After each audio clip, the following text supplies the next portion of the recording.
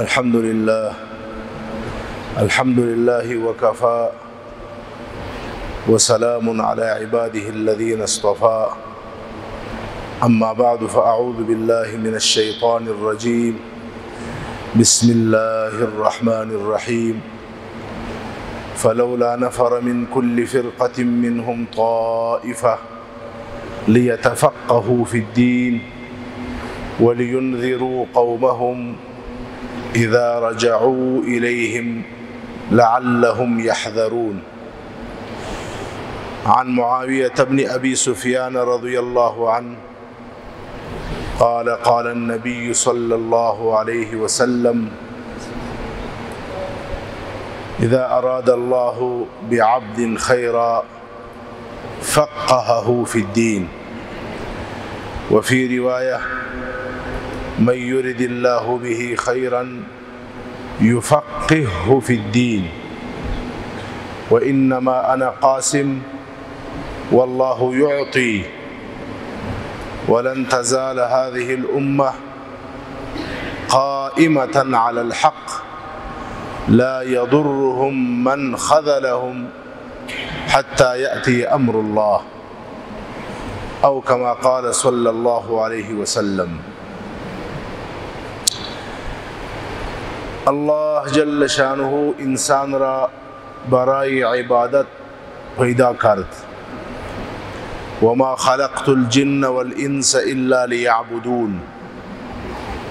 इंसान बराई इबादती इलाही است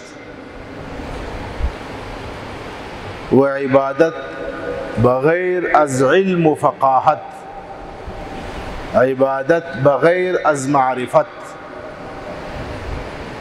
खुदाम फ़ायदा न दारा। सय्यिदना अली रज़ियल्लाहु अन्हु में गोया ला खैर फ़ी इबादतिन लैस फ़ीहा तफ़क़्क़ुह। दरून इबादत खैर नीस हमराही खुदाम इबादत की इल्म व फ़क़ाहत न बाशा। बराई इल्म बराई इबादत फ़क़ाहत मारिफत व इल्म ज़रूरी است।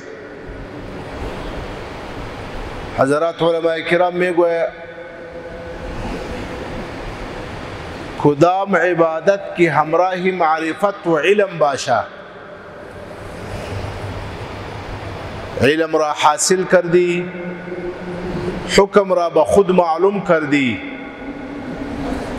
पस की शुमा बहु हुक्म अमल में कुनी। दरू अमल दो फायदा बाशा। यक फायदा ई दारा इल्म बराई अमल कि शुमा वो इबादत रा बशौक में कुनी, बदिलचस्पी में कुनी। दर वक्ती इबादत करदन बशुमा कसल व सुस्ती महसूस नमेशा। दुआम अगर शुमा इल्म रा हासिल कर दी फस अज इल्म इबादत कर दी, वो इबादत अज शुमा पस न में माना था हयात शुमा बर वो इबादत इस्तिकामत में कुनी। वली अगर इल्म नबूद मारिफत व फ़क़ाहत नबूद इबादत रा शुरू कर दी, बग़ैर इल्म इबादत नतीजई वो कार बी इस्तिकामती است। जूद बल्कि जूद थर अशुमा वो कार में माना नमे तवानी कि बरु इबादत इस्तिकामत बिकुनी। बईन सबब क़बल अज़ अमल इल्म ज़रूरी است। اگر ما و شما نماز میخوانیم باید در احکام نماز ما و شما کامل علم حاصل کنیم. یک کس جوان شد، با وقت عروسی رسید، میخواه که خواستگاری روان کنه و عروسی کنه. قبل از عروسی باید او علم عروسی را حاصل کنه. یک کس میره به بازار، اونجا تجارت را شروع میکنه.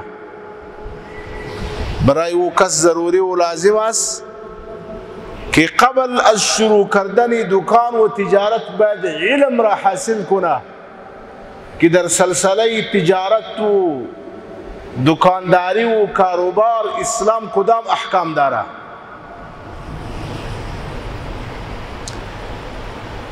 علم یک عظیم نعمت است. انسان که در دنیا دعویدار خلافت است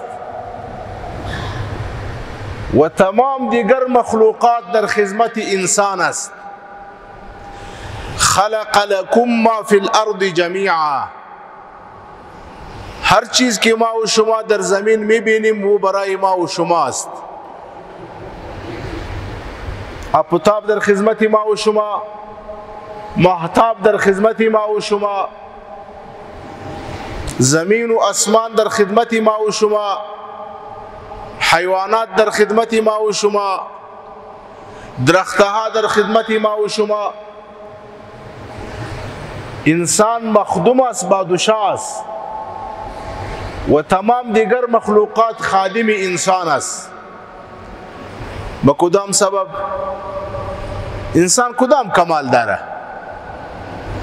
از ما و شما خو پیل که میگوی یا شیر میگوی و از ما و شما قوی است در بدن، ولی انسان که مخدوم و بادشاه است به سبب علم. الله تعالی ملائک را گفت انی جاعل فی الارض خلیفه. ما در زمین خلیفه خود را منتخب میکنیم، پیدا میکنیم. حضرات ملائک علیهم السلام فرمود اتجعل فیها من یفسد فیها و یسفک الدماء. یا الله او مخلوق را چطور خلافت میتی که کار اونها فساد و خونریزی است. الله تعالی فرمود انی اعلم ما لا تعلمون. مولوی صاحب محترم دی خطر است دل ځای ورکړي، مختلف ځای ورکړي. مولوی صاحب دلته مختلف است. در انسان یک جوهر است و جوهر علم است. انی اعلم ما لا تعلمون. در انسان جوهر علم است. وعلم آدم الاسماء كلها ثم عرضهم على الملائكه. الله تعالی کی امتحان گرفت انسان از ملائک در علم پیش شد. علم همراه انسان بود کامل که همراه ملائک نبود. با این سبب انسان خلیفه شد، انسان مخدوم شد، دیگر مخلوقات خادم جور شد. وقتی که انسان در دنیا آمد در میان تمام انسانها بلندترین و مهمترین مقام انبیاء علیهم الصلاة والتسلیم است. بعد از خدا بزرگ توی قصه مختصر،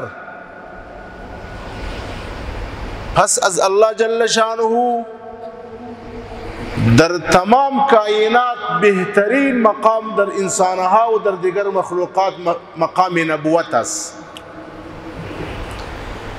ابتدای مقام نبوت از علم است. بنبی اکرم صلی اللہ علیہ وسلم کی وحی آمد. وحی از کدام باب شروع شد؟ اقرأ باسم ربك الذي خلق خلق الإنسان من علق اقرأ وربك الأكرم الذي علم بالقلم علم الإنسان ما لم يعلم. بہترین نعمت کی در کائنات اس علم است. بین سبب ابتدائی بہترین مقامات کی مقام نبوت از علم شد. لہذا اللہ تعالی ابتدائی مقام نبوت از علم کرد. دوم اللہ تعالی برسول اکرم صلی اللہ علیہ وسلم امر میں کنا وقر رب زدنی علما. اے حبیب از ما زیادت علم را طلب کنی، زیرا کہ علم یک اتر خوشبوئی است، بہر قدر کی زیاد میشا خوشبوئی دارا، فائدہ دارا.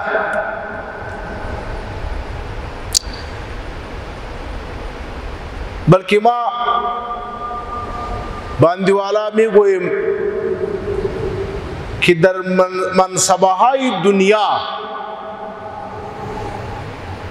اہل ترین مستحق برای منصب دنیا ہم وہ کس است کہ علم دارا. نہ فقط و تنہا علم برای ما و شما منصب آخرت را برای بدست میارا، علم برای ما و شما منصب دنیا را هم بدست میارا.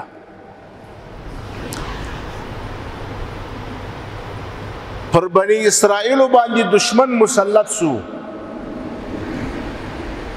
بنی اسرائیل را جمع سول وخپل نبی ته د هغه څخه یې وغوښتله اجعل لنا ملکا نقاتل فی سبیل الله. زموږ د پاره یو امیر، یو بادشاه، یو حاکم مقرر کا چې موږ د هغه په حکمرانی کې، د هغه په امارت کې د دشمن سره جهاد او مقابله وکړو. دا د دنیا منصب دی. دا وقت نبی علیہ السلام د بنی اسرائیل لپاره طالوت امیر او امام رهبر مقرر کړي. په وطن او علاقه کې چې کم مالدار و، کم خلق د نسب په لحاظ مشهور و، هغه په دې باندې اعتراض وکړي ان يكون له الملك علينا ونحن احق بالملك منه ولم يؤت سعة من المال. دا طالوت چې تاسو موږ د پاره امیر مقرر کړي، موږ دا په امارت باندې نه منو، ځکه مال او دولت دا زموږ سره دی، قوم او نسب زموږ دا مشهور دی. طالوت دا نه قوم لري او طالوت دا نه مال لري. دا وقت نبی علیہ السلام په جواب کې ورته وایي ان الله اصطفاه علیکم وزاده بسطة في العلم والجسم. طالوت دا د امارت مستحق دی، دا باید ستاسې بادشاه او حکمران او امیر وي. ولی ځکه طالوت دا د علم خاوند دی. د چا سره چې علم وي د هغه سره به هم د آخرت منصب وي، د چا سره چې علم وي د هغه سره به هم د دنیا منصب وي.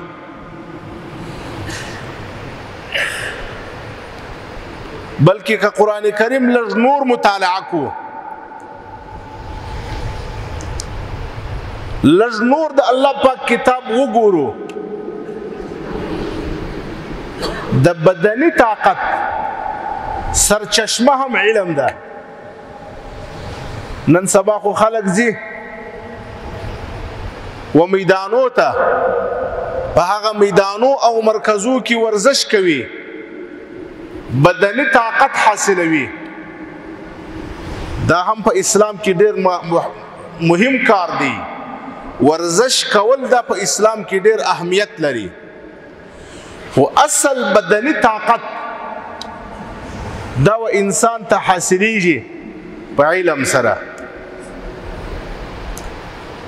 علم دا هم د آخرت منصب دی د انبیاو، علم دا هم د دنیا منصب دی د حکمرانانو، علم دا د بدن طاقت دی. حضرت سلیمان علیه السلام ته بلقیس یو حکمران و د یو علاقې، هغه سلیمان علیه السلام ته یو اخطار راواستوي، مجلس اوږد دی، واقعه اوږده ده. بیا سلیمان علیه السلام هغه طلب کړله چې ته راسه زما سره به مذاکرات وکړې وبه وینې.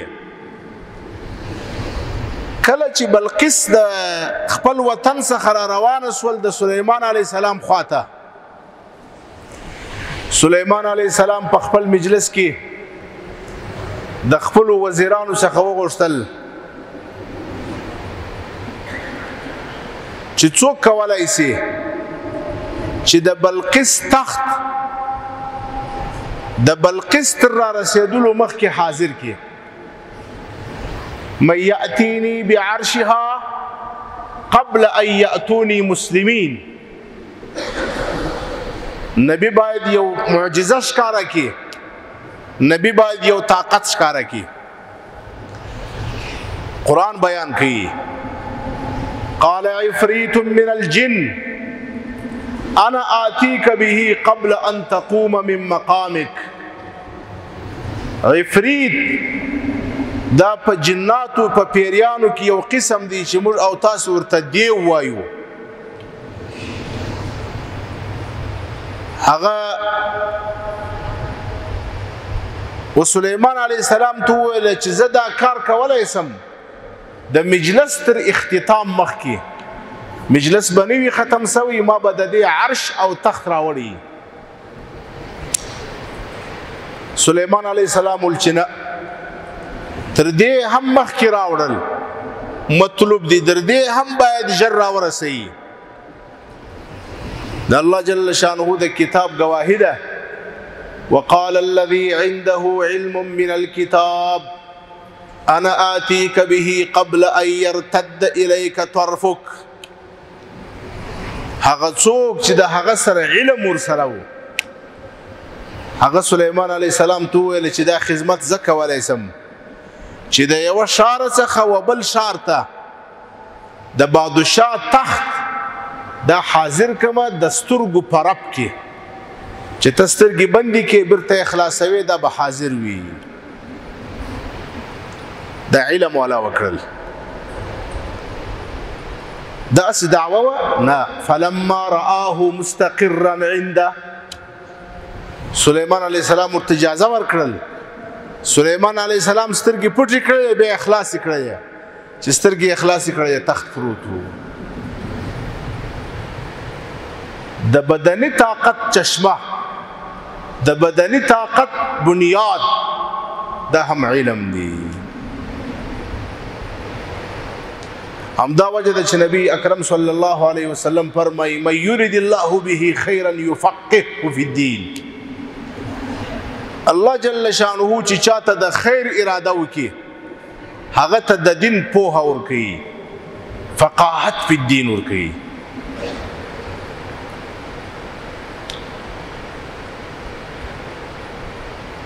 نبی اکرم صلی الله علیه وسلم فرمایي د مسلم شریف روایت دی انما مثلی ومثل ما بعثني الله به من الهدى والعلم كمثل الغيث.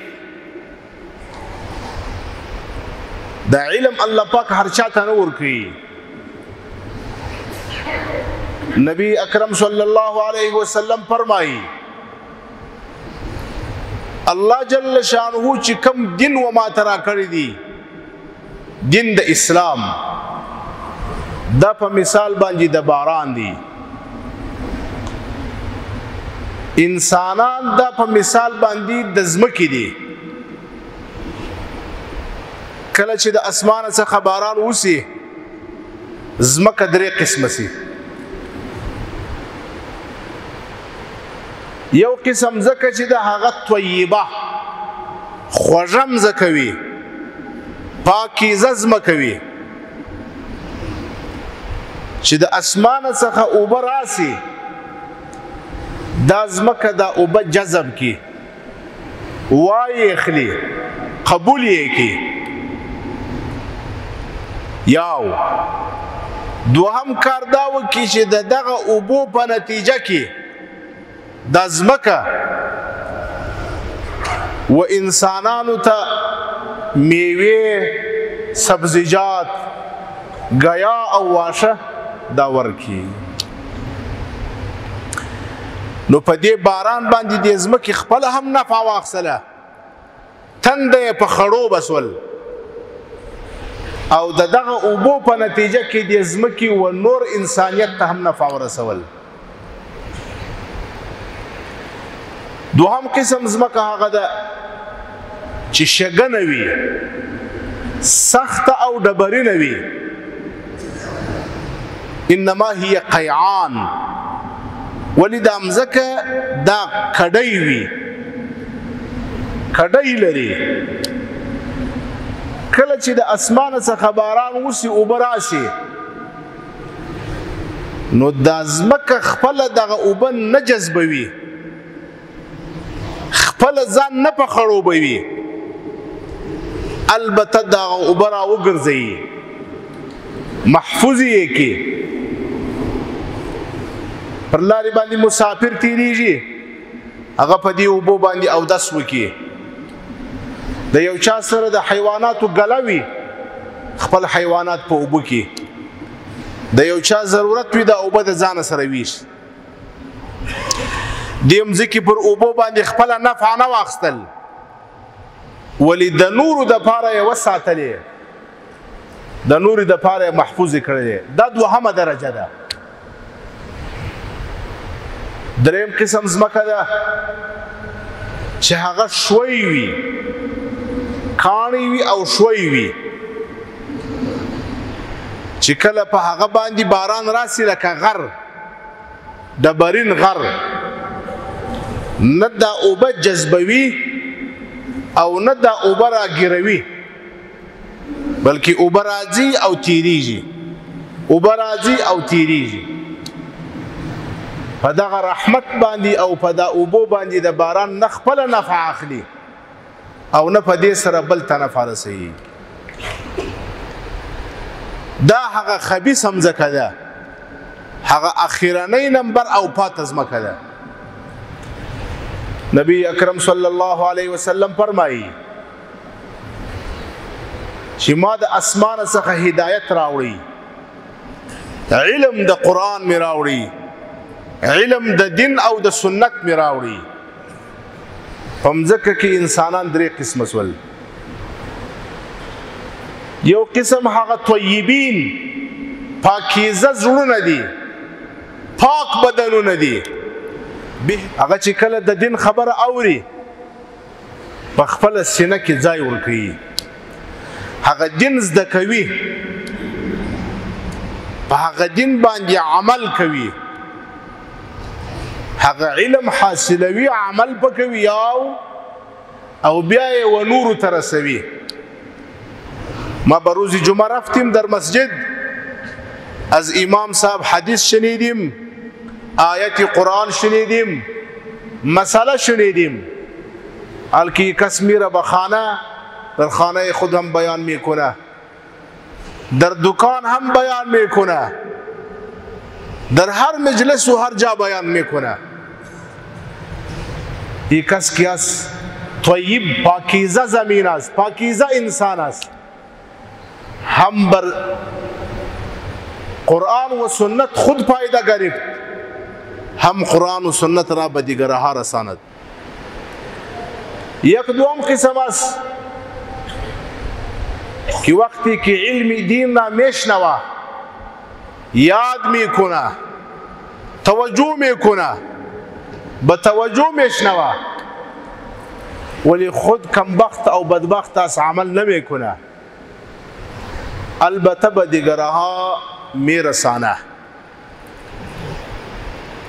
आलिम भी अमल के आलिम बाशा बमर्दुम ख्वाज तकरीर व बहस में कुना कुरान व सुन्नत बयान में कुना वली खुद अमल न में कुना अल्लाह ताला मा व शुमारा महफूज बिसाजा ये बदबख्त است कमबख्त است از آب باران از علم اسلام و دین خود فایده نگرفت ولی به دیگرها رساند ولی هم یک نوع بهتری داره میشه که در روز قیامت یک شاگرد از شاگردهای او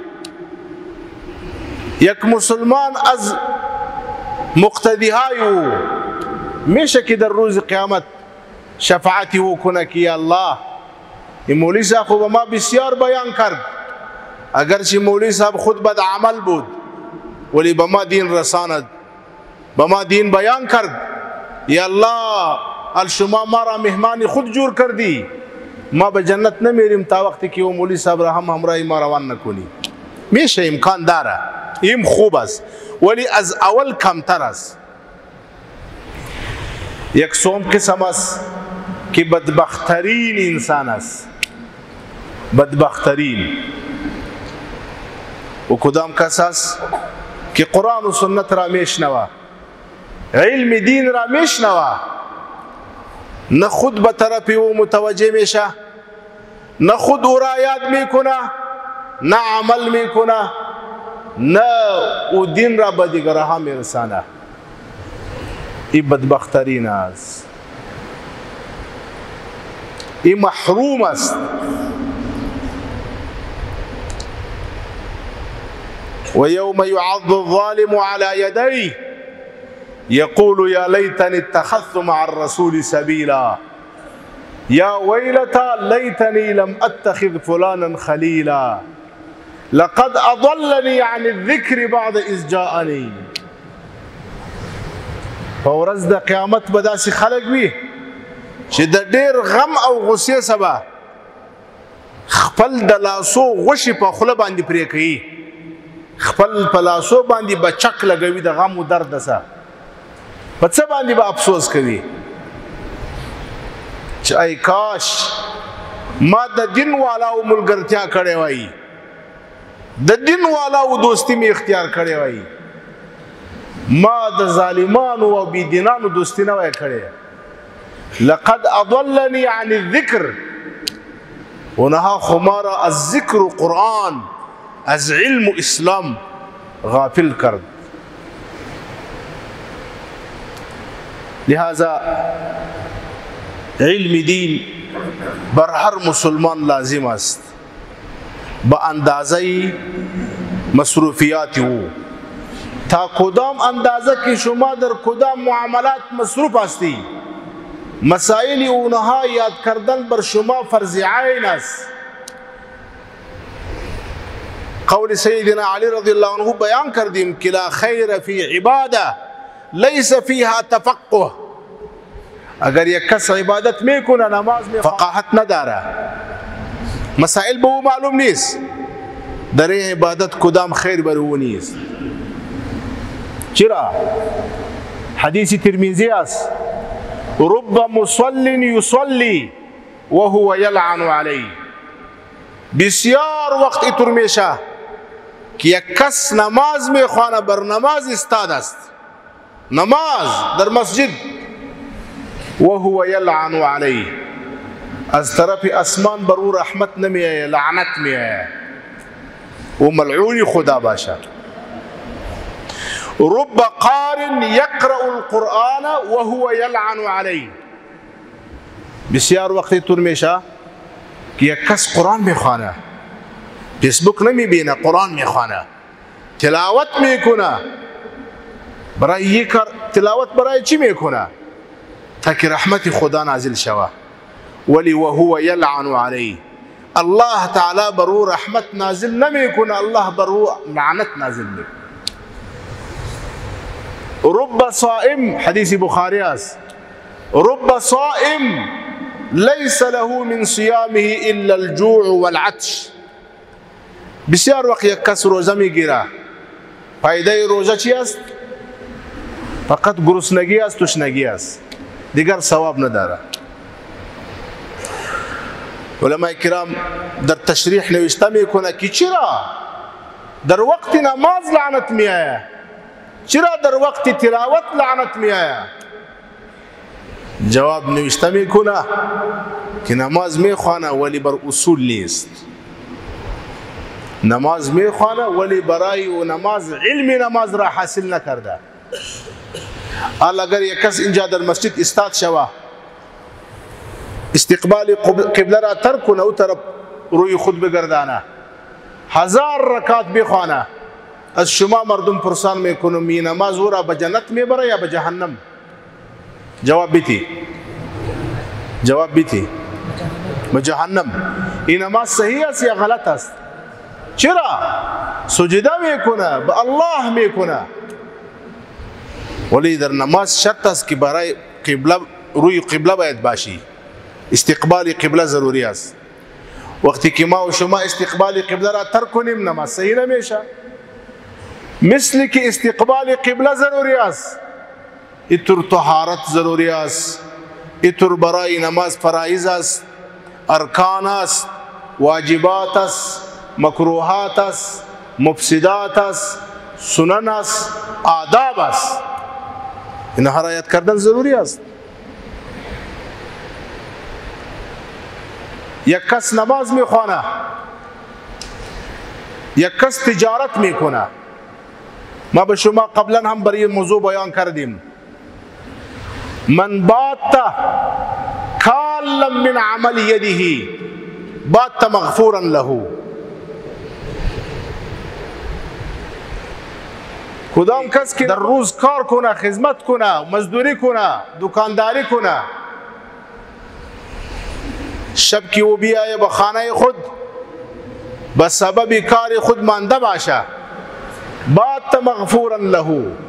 وقتی که او کس خواو میشه، الله تعالی به او کس تمام گناه او را معاف میکنه.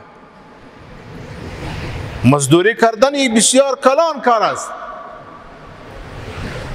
در حدیث دیگر است التاجر الصدوق الامین یحشر مع الصدیقین والشهداء. کدام تاجر کی راست میگوید، دروغ نمیگوید، امانتدار باشه، خائن نباشه، حشر او در روز قیامت مع امرای شهدا و صدیقین میشه. ولی کدام تاجر است؟ یو تاجر است که به او احکام تجارت معلوم باشه. اگر یک کس تجارت میکنه احکام تجارت معلوم نیست، پس خو خبر نداره که ما تجارت میکنیم یا به سود مصروف شدیم. اگر یک کس از تجارت به طرف سود بیاید، پس سود کدام گناه داره؟ الربا 72 بابا. سود 2 قسم لري. 1000 روپۍ واخله میاش پس 1500 راکه، دا یو قسم دی د سود. الربا 72 بابا، سود 2 قسم لري. هغه وړوکی قسم د سود څومره ګناه لري؟ ادناها کأن ينكح الرجل امه. هغه کمترین سود دومره ګناه لري لکه یو څوک چې د خپل مور سره واده وکړي. اوس دا کس په دکان کې ناست دی، که دته علم نه حاصل دی، په دې نه دی خبر چې زه سود کوم او که زه تجارت کوم. لہذا مسلمانانو درخواست مو دا دی چې پر هر مسلمان باندې علم د خپل مصروفیاتو زده کول ضروری او لازم دي. کدام کس کی تجارت میکنه برو علمی تجارت یاد کردن ضروری است. کدام کس کی نکاح میکنه برو علمی نکاح و احکام نکاح یاد کردن بری و لازم است. کدام کس کی زراعت میکنه برای و احکام زراعت ضروری است. این احکام ما و شما کدام وقت یاد میکنیم؟ در قبر خو یاد نمیشه، نه در قبر به ما و شما اجازت میده، در حشر و آخرت خو اجازت نمیده. یا رب ارجعون لعلی اعمل صالحا فيما ترکت.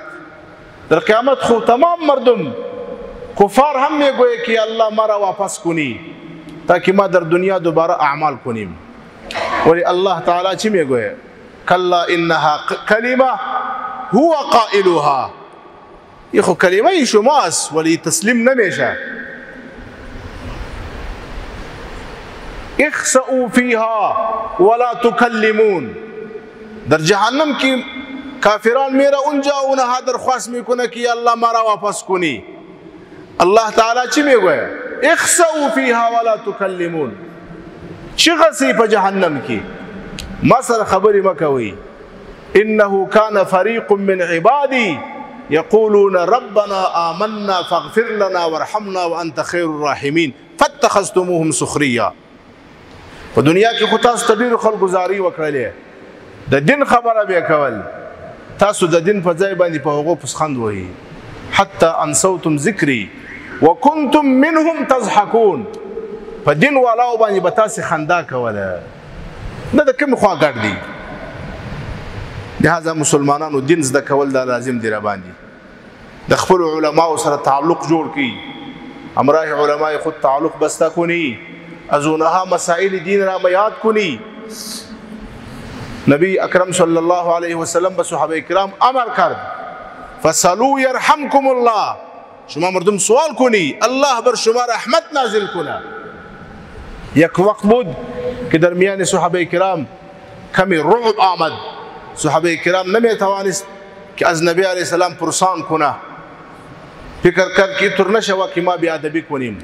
الله تعالی جبرئیل علیه السلام را روان کرد از اسمان، آمد به مجلس نبی علیه السلام، یک سوال درباره اسلام کرد، یک سوال درباره ایمان کرد، یک سوال درباره احسان کرد، یک سوال درباره قیامت کرد، یک سوال درباره علامات قیامت کرد.